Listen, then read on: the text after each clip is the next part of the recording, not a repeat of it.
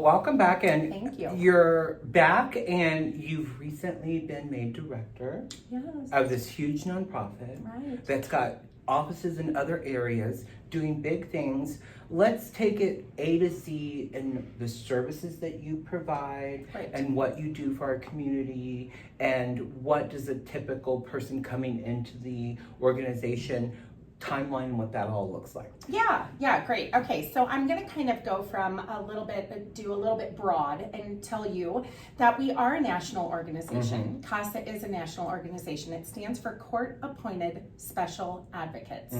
And so even with that national organization, we all have that same mission. We want to provide trained volunteers to advocate in court for the safety of abused and neglected children. We want them to be in a safe placement once they get out of the system. And permanency is important to us as well. So here in Colorado, we have 18 CASA agencies, all of them working a little bit different. They're all each their own 501c3. And I work for CASA of Jefferson and Gilpin counties, which is in the 1st Judicial District. We are over in the Jefferson County Courthouse. And so we have awesome volunteers across the board. Nationally, there's 88,000 volunteers. That's beautiful. Amazing, right? Right. So here in Jefferson and Gilpin counties, we have about 174 volunteers working on 275 children at the moment, really walking them through the system. We are able to get and request services. We're able to speak to everybody kind of who's in their life. We gather information. We're information gatherers. And then what we get to do is we get to write a court report, submit that to the judge, and then have the judge be able to have a much more, a much better understanding of the child's, and the situation in a lay person's terms. Somebody who hasn't been a lawyer, hasn't gone to law school, who could be a teacher, if you know, or we have a lot of people in our volunteer base who are retired, who are from all walks of life, get to come together and really help, and we're just there to help. I don't want to get emotional on today's episode, so I'm going to try to keep it in. Well, it's tough stuff too. It is tough stuff, and the services you provide for someone who has been abused or sexually abused. For me, I was sexually abused from the time I was 12 up until 14 by a close family friend. And I finally said no, and I had enough, and I told my parents. And my parents, of course, they were just like devastated, and my dad wanted to kill him, and you know, all of the things. I had support and counseling, and my mom and dad. Some of these children that you're helping, they don't have a mom or a dad, or their mother or their father or family member has done the abuse. So providing that service and saving that child, healing the wound so that they can go on in their life, that's the biggest service that you can give, is that child's somewhat childhood back, normalcy back, and let them get on back with their life and go to school and not be distracted by all of the trauma that they went through. Focus on the good and get back to life, and your school and education is the biggest thing so that you can have all of that when you get older. So I just want to say thank you. I want to say thank you from the bottom of my heart for the services that you guys do. It's so important, it's so needed, and those children are innocent, and sometimes they don't even have a voice for anybody's vocalizing anything for them or trying to help them. So providing those services are so important. And for me, I was just lucky to have, you know, support and family and that situation. It's got to be hard. Our volunteers are the most amazing people I've ever met. Do they do, the volunteers, do they do any fostering or housing or anything of that nature as well? So, you know what, and that's a great question. So sometimes we see that volunteers come to us almost kind of as a stepping stone, who are interested in getting involved in that side, or maybe a foster parent, or getting into the adoption world. And so this sometimes can be a stepping stone for them. Our volunteers go through, when they're interested, they contact us, they fill out an application. They have then a very long personal interview after they filled out the application, and then they get accepted into a 30-hour training. And so really throughout this training, we're talking about every kind of instant that they might come in contact with, right? And really kind of give them, we start out broad, and then we get really narrow in what we're supposed to be doing, what the CASA role is, and how we're supposed to be handling that role. And then they get sworn into the courts as a friend of the court. And that's how they can then get placed onto one case of child abuse and neglect and be able to submit court reports. And we're with them throughout the entirety of the case. So we can really kind of be that one consistent, constant person in that child's life, knowing that we show up, we listen, and we get to tell the judge exactly what they want the judge to know. There was one wonderful story where our volunteer was able to tell the judge that this little girl really wanted a unicorn. We got to write that in the court report, because again, they're still just children. We also got to write our recommendation, right? The recommendation of where that placement should be for that child, what we think is best for that child, but we got to put that human child's voice in the court report. I don't think the judge got that from anywhere else than us. So, what are the ages of children that you folks help? Yes, so in the CASA role, we help children from 0 to 18. Yes, and then that's got to be hard when it's a baby. When it's a baby, I know, but then it is. You get to hold the baby. Yeah. You get your baby fixed. Yeah, and just me, because the kind of person that I am, a baby or a young person or a child that's gone through some trauma like that, you would feel so protective. Right. Like, I don't want that to ever happen to you, or to be hurt or hit or whatever the trauma was. Right. So those volunteers are so important, because they get to be that protection, and it's just beautiful. It really is. Yeah. Oh my God, I didn't think today was going to be so emotional. I know. Woo! What are some of the challenges that in your training that you know as director you're going to have to handle? Yeah, so, I think really what it is that secondary trauma piece. We are voluntarily walking into conflict. Going into the court system, right? And a lot of times we get, due to the fact that we have super large hearts, and we're doing this out of the kindness and the wonderfulness of our heart to help, that sometimes we get a little too involved and too enmeshed. And at that point in time, we have to stand back and say, what is the end goal? And how are we supposed to be getting to that end goal? And what's the best for the child? And exactly. And what is best for the child? Exactly. So that's what I kind of see when, what's really difficult. We always said in training, all of the families we're working with are in therapy. Why aren't we? Right. Why aren't we? And as director, realizing that and recognizing that where you can bring in someone to help we have once to a take month care. or quarterly or whatever that looks like, so those volunteers and staff are able to say, hey, I've had a lot. Right. We have to take care of ourselves. I need a minute. I just need a minute. Right. To continue on being able to help.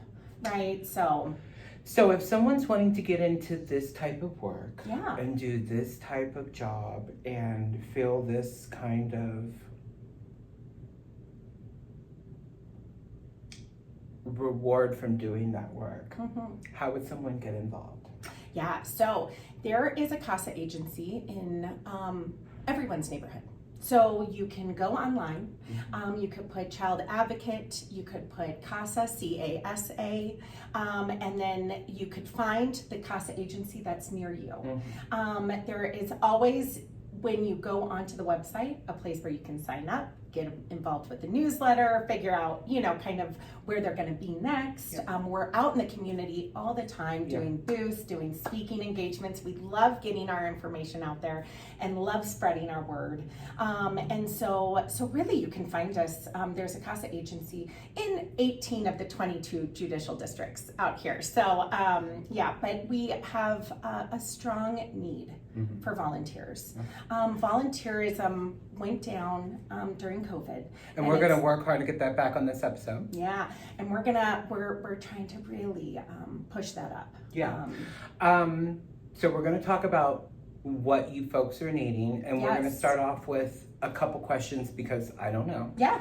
Please. If someone wanted to donate food, blankets, clothes, what does that look like? Yes. Okay. So that's great. We have, at least in the 1st Judicial District over in Jefferson and Gilpin counties, we have a space in the front of our office where we have toys, we have hygiene products, we have blankets, we have clothing, we have really anything that if somebody, school supplies. It's so fun during the school time because we set it up just like you would if you were going to the store or anything like that, and the kids can come pick out their backpack that is colorful and fun and all their school supplies. So we really try to make that space in the front of our office where kids can come at any point in time, feel welcomed, feel safe, and be able to get the things that they need. I love that. Yes, we also have what is called Holiday Wishes. That's that's actually throughout the year that we are able to do and be able to, if somebody wants to donate a birthday basket, we can make sure to give that over to the family when one of the foster children or a CASA kid that we're working with has the birthday.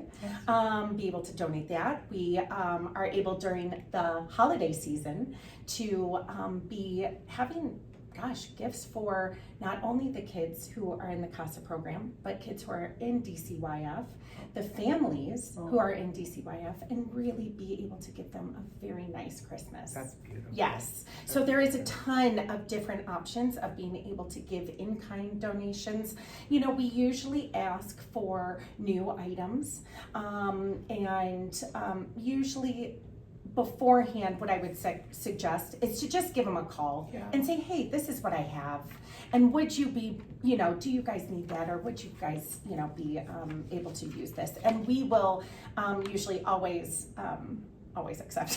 There's few times that I would say, well, no, but And again, we're talking and dealing with innocent children, you guys. So for me, it hits home. Now we're going to get into the kind of a hard topic.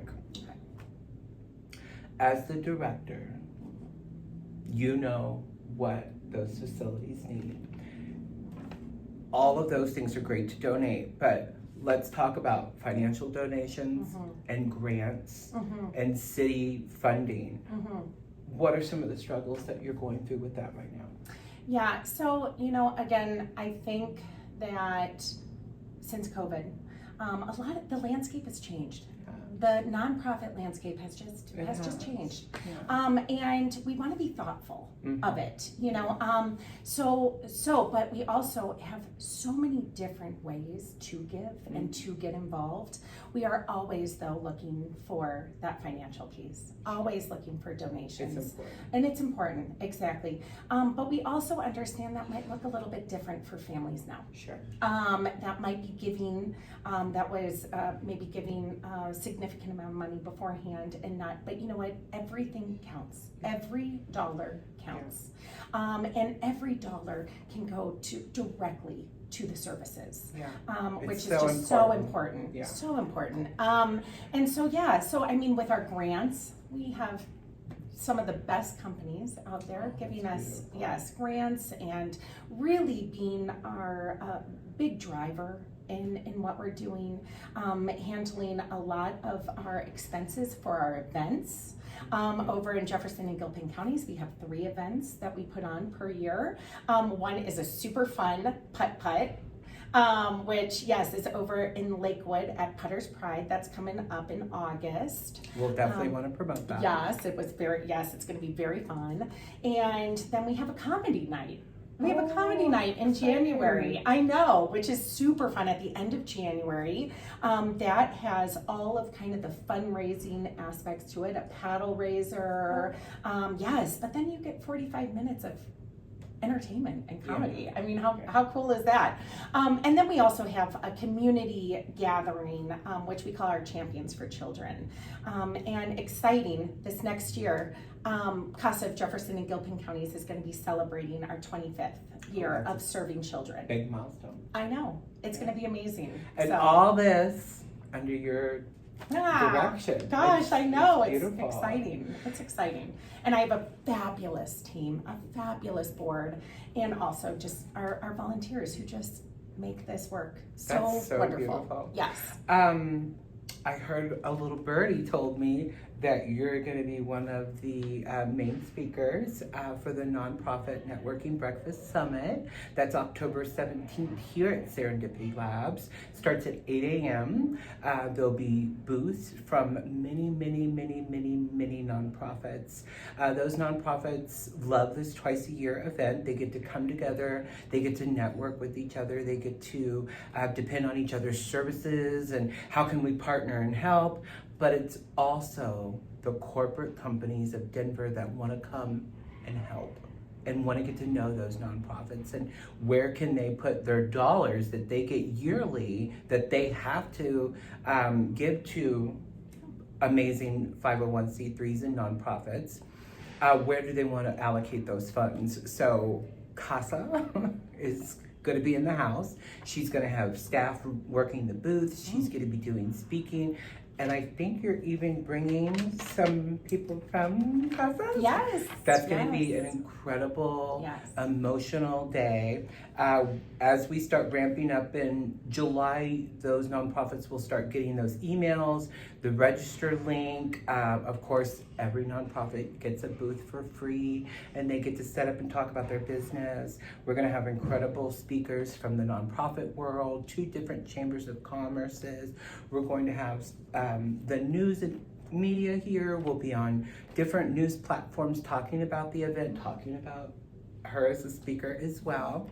And we are honored. We are honored to be a part of it, and we are so excited. It's something that turned into something that is so heartfelt, so rewarding, so beautiful. There's tears, there's laughter, there's happiness, there's connections and networking and bonding and speaking. And you just leave the event feeling like, I have hope. You know, we have new resources and new partners and new financial help. And it is my absolute joy to give back to my nonprofit community. There's such an underserved part of our community. Most of you know the reason why I did it. I lost my mother in a not-for-profit nursing home. They washed her, they combed her hair and cleaned and took care of her.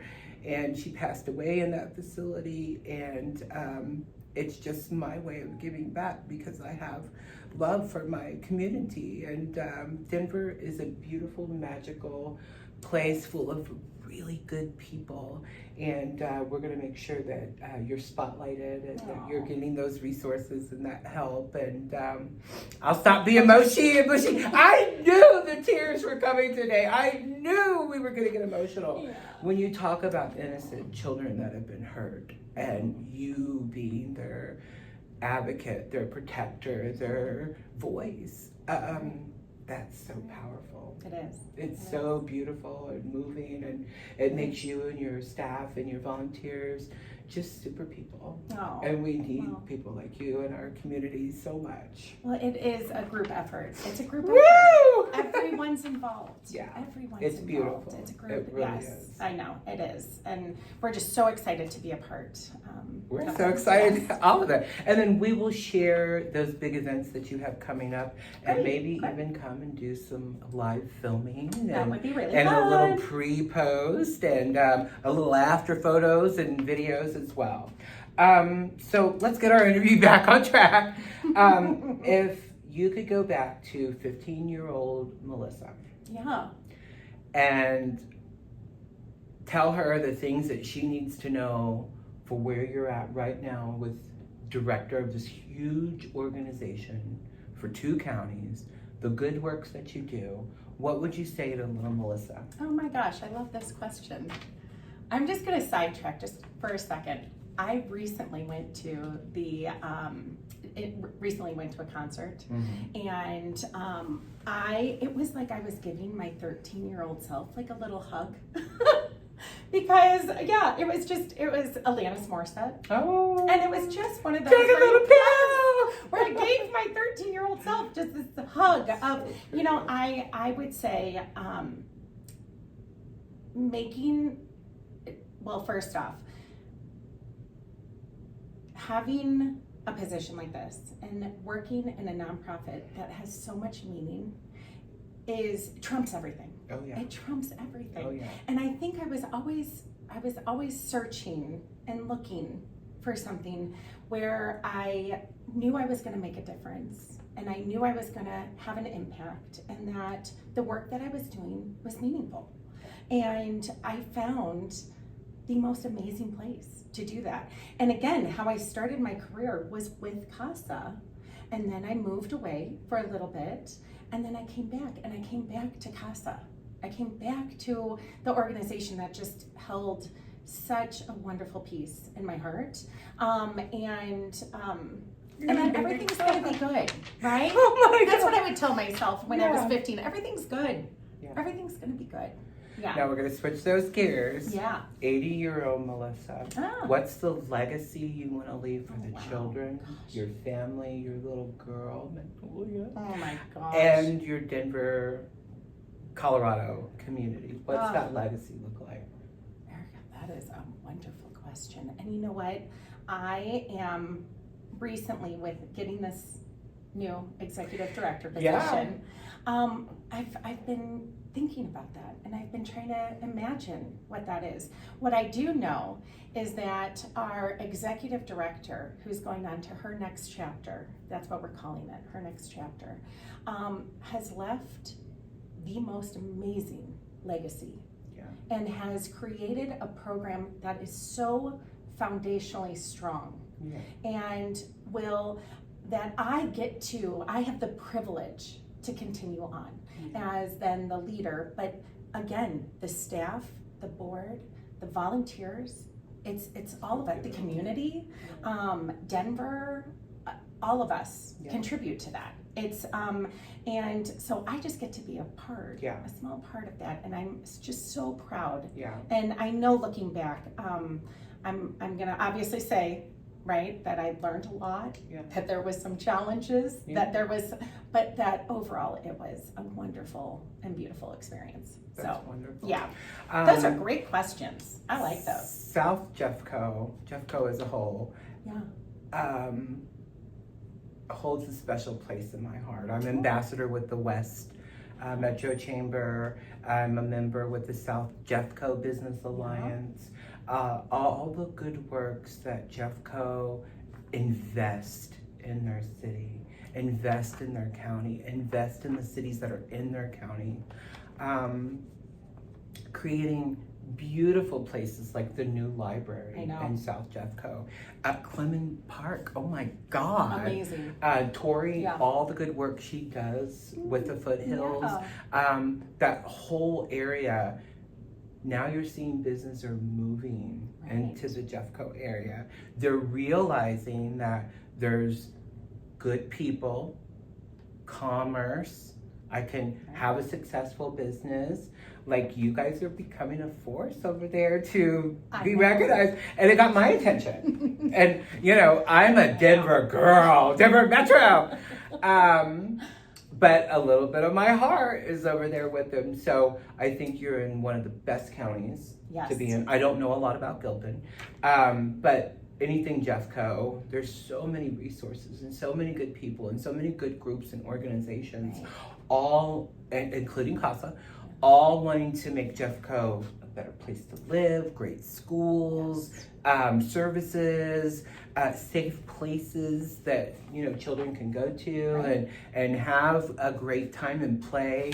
That Clement Park is a 60-acre lake. I know. Full of toys and art and places for them to play and just run that energy out of them. I know. And the South Jeffco Business Alliance, we just had our networking in that park. We had a huge networking event the other day. It was cold and gloomy, and we were all there. Good. We were all there supporting. Showing up. Yeah. Showing so up. I want to make sure that you are coming to South Jeffco Business Alliance. Yes. Meeting those people as director, letting me introduce you to some really great groups and organizations, and get you really dialed deep in so that all this new resources and revenue and people that live, breathe, and eat Jeffco will want to help you. Right. And your group. And I'm a little biased, but I love Jefferson County. Oh, yeah. I love it. And we are so collaborative. We are so collaborative. Yeah. I mean, like the school board, the library, the recreational, everybody's kind of like helping one another. Everyone's in it, and everyone knows everybody. And or if you don't, you know who to go to get to, you know. So it's just, it's really, really neat. And, you know, another thing that I think when I moved away, I didn't find that. I didn't find Jefferson County. We have a really special thing going on over there, and along with Colorado, period. Yes, exactly. Let's just say Colorado, period, because there's some really phenomenal people, and I've been here 3 years, and Denver just opened its arms and says, "Woo!" And I've just had such amazing connections and relationships and friends, and I wouldn't think of any place else. I tell my brother all the time, I was like, well, when I pass away, I want to be cremated. I want you to put me in a coffee can and shuck me off of Lookout Mountain. Nice. And guess what? That wind blows to Jeffco. Oh my gosh, how fun. Yeah, that's my choice. I love so it. I need you to give us all the websites, LinkedIn's, handles, communication, email, phone numbers, whatever you need to get so that people will know about CASA. Right. Okay, perfect. So, and what I can do too is I can also give you over, you can always go to the Colorado CASA website, and that can filter you down into the correct agency, CASA agency in your neighborhood.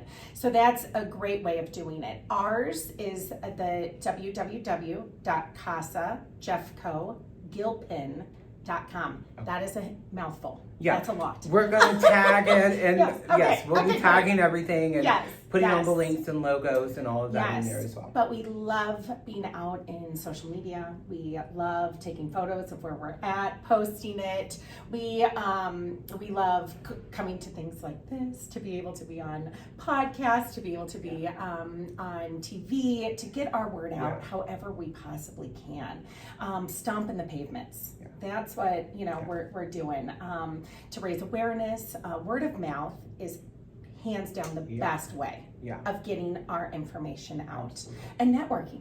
And that's why, I mean, we find ourselves in these wonderful networking opportunities. Yeah, I'm at one of your staff meeting at a networking event, and I was like, who's your director? And she's like, let me tell you. Let's do this. So we connected, and it's just been, isn't it great? It's been great, and I'm super duper excited for all of the exciting things that you're going to have coming up in this year. Thank you.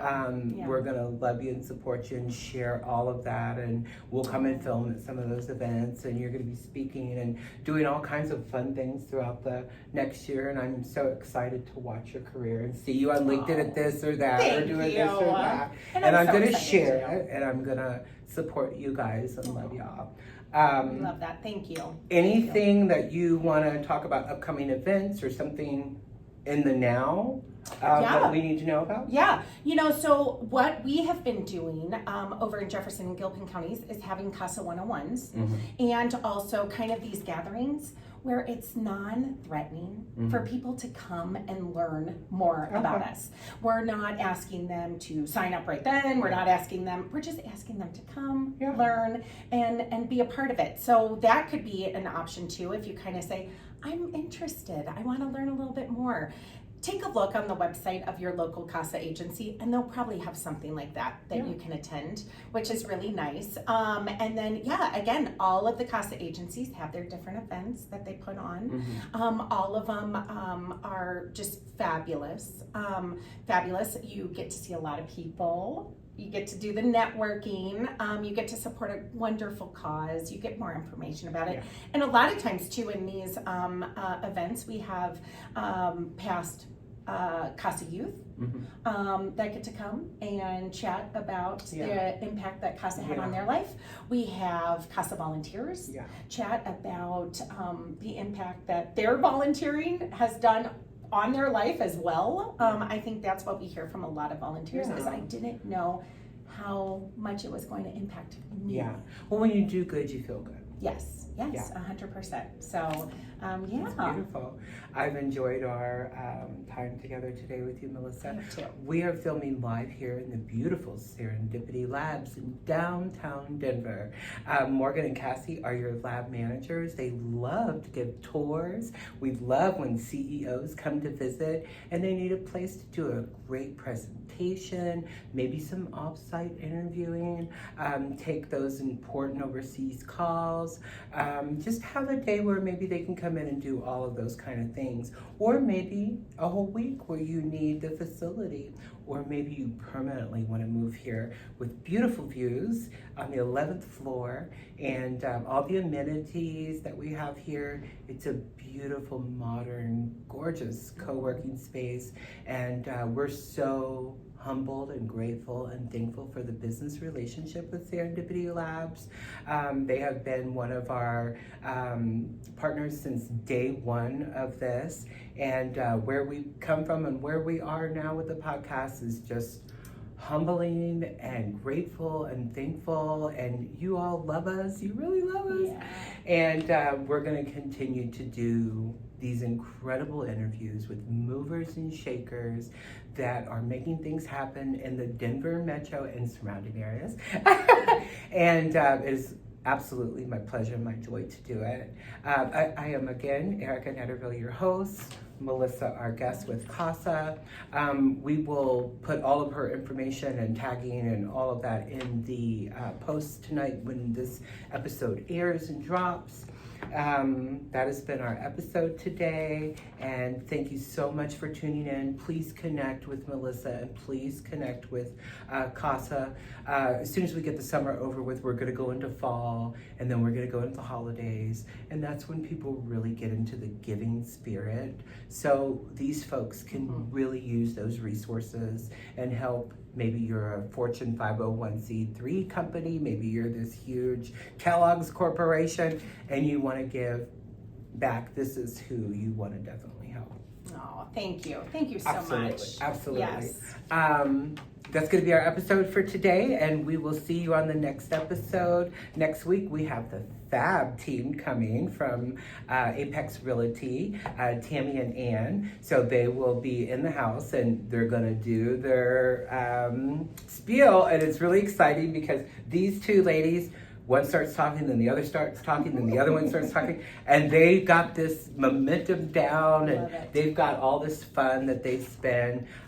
They're also two of my ambassador sisters as well, so I look forward to having them from the Fab Living. We're gonna have a great interview with them as well.